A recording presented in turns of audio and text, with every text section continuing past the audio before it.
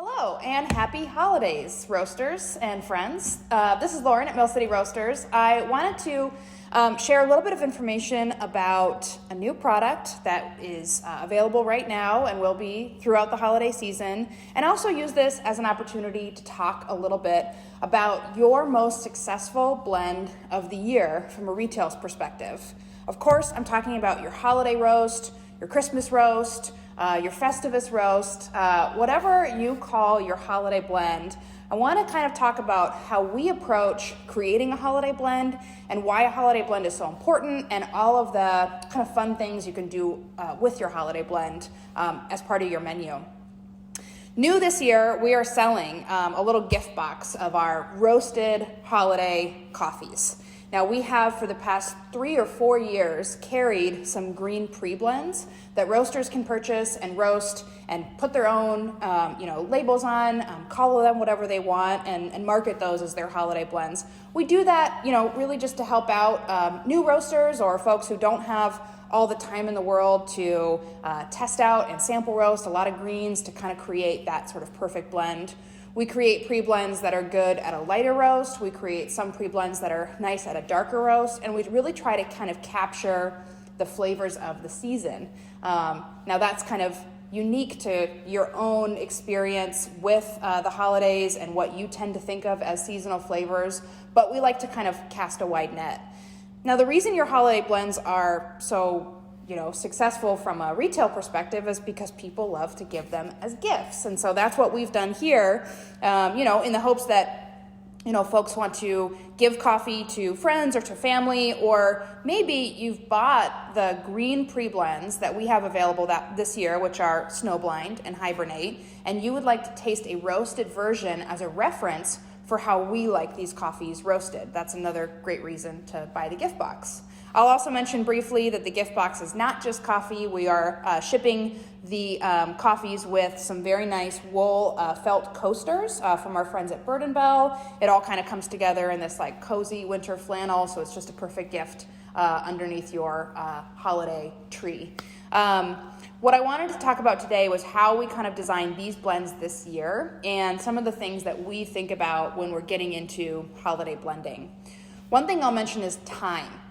Today is November 23rd, so we're really getting into the holiday season. Thanksgiving is tomorrow.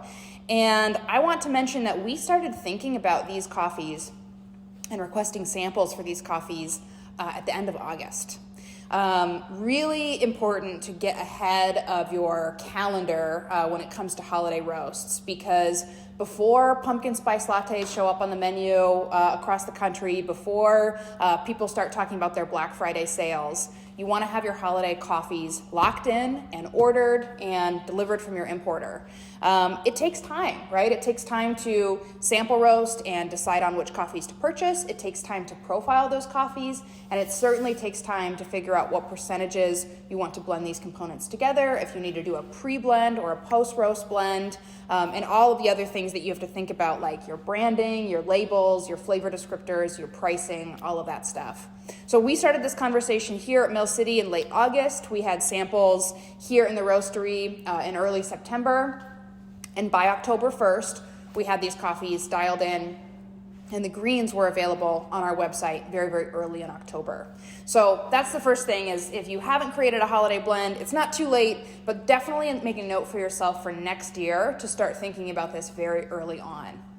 Now, when it comes to creating holiday blends, the world is your oyster in terms of flavors. We all kind of have nostalgic or emotional connections to flavor that really speaks to the holidays, whether that's desserts, like spice cake and cookies and Black Forest gâteau, or whether that's something a little livelier and more citrusy, like navel oranges, which are seasonal in the winter, like cranberry sauce, like pomegranates. You can kind of go in those two different directions. There's also baking spices, campfire smoke, roasting chestnuts, pine needles. You can go really earthy with it as well. We like to carry at least 2 blends because we want to have sort of options for everybody. And that's what these blends are this year. So we've got Snowblind, which we've carried for the past several years. Snowblind is always designed to be that holiday blend for the specialty coffee customer, for someone who really likes light, bright flavors, florality, and a really lively cup of coffee. What we put in Snowblind this year is a Sulawesi, which is a different origin for us, kind of a new origin to be blending with. When we tasted this Sulawesi as a sample back in September, it was just really interesting and savory with really lovely notes of orange and cranberry, and it almost kind of had this like umami characteristic. We just knew it would be really great in a holiday blend because it kind of captures a lot of those comforting notes, but it still is very high noted. We blended that together with an Ethiopia Guji, which is the coffee lover's favorite coffee. It is delicate, it's floral, it's lemony. What it does in this blend is it keeps things light and bright. It highlights the sweetness of the Sulawesi, and it brings this really nice like grapefruit characteristic. So this is a really great blend for black coffee drinkers, and especially people who just like, nice specialty single origins. This is a really awesome blend for them. We roast it light. It is, I think our drop temperature on this roast is around 394 or 395, and we get there in about 10 minutes and 15 seconds with 24% of time spent in development. So even though it's light, it's still a good amount of time in that development phase, which creates roundness, which creates balance, and makes for a very drinkable cup. Moving over to Hibernate, I think this is our first year for the Hibernate name, which we love. We call this blend a winter blend for sleepy bears. It's not decaf, although that would be also a great name for a decaf or a half calf blend. This is a blend for folks who like a little bit more development and a little bit more rich, darker flavors in their coffee. Now, it's not a dark roast. It's actually still on the lighter side of medium, but the components bring out some richer and deeper flavors. This coffee is also special. We found a really beautiful and really interesting naturally processed Sumatra. That natural processed Sumatra is super unusual and just nothing like we've tasted before. It's earthy, it's sweet, it's fruity, it is kind of funky, and it on its own was just really eye-opening and surprising. But it's intense. Sumatras are already intense, and naturally processed coffees can also be intense.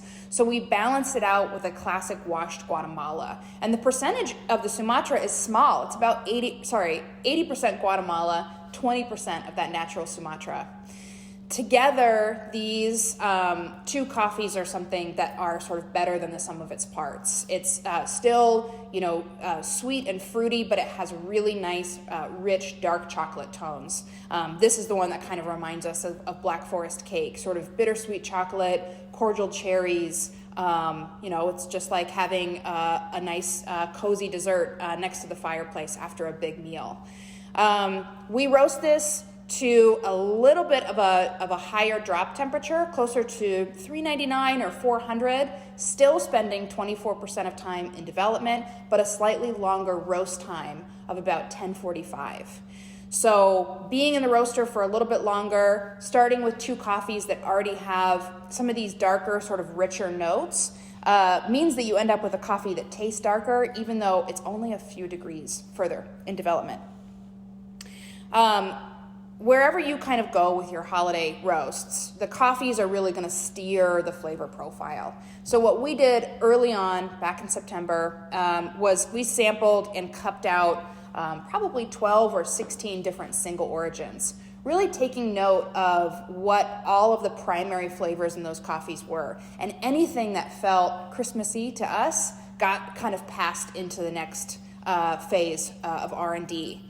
We do a lot of experimentation with blend components. We do something called wet blending. Some people may be familiar with it, but it's when you've got a lot of coffees on the table, either on the cupping table or as brewed coffees, and you start mixing together that coffee into a cup and drinking it as sort of a mix of brewed coffees. And that gives you a nice sense of what is sort of playing well together, what's highlighting, what's supporting, or what kind of doesn't go well together, and what sort of draws the flavor away from another coffee. That technique of wet blending really helped us come up with these two very different, but I think very complementary coffees, which is how they ended up being the holiday blends that we're marketing this year.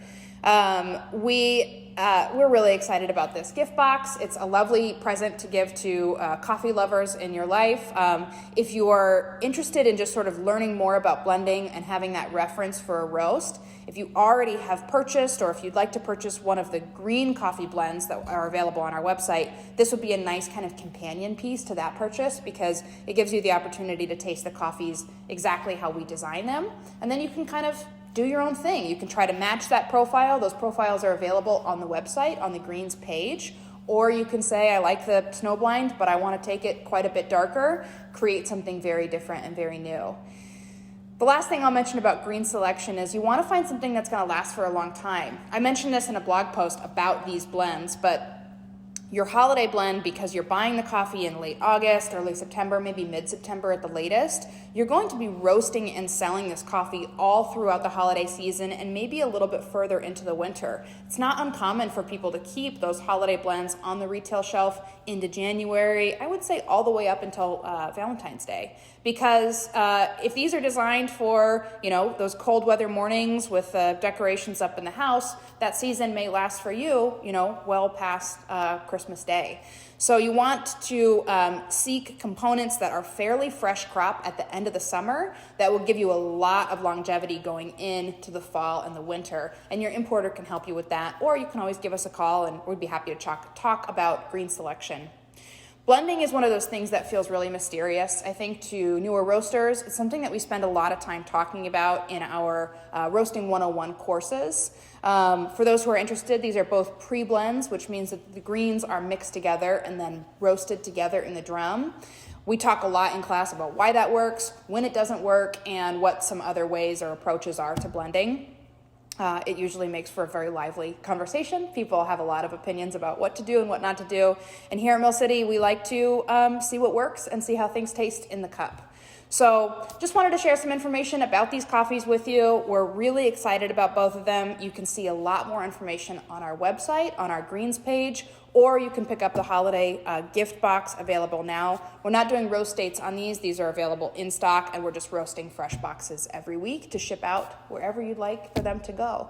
So thanks for watching today. Hope everyone is having a very happy holiday season. Happy Thanksgiving if you're watching this now or next week. And we'll be back soon from Mill City. Thanks again.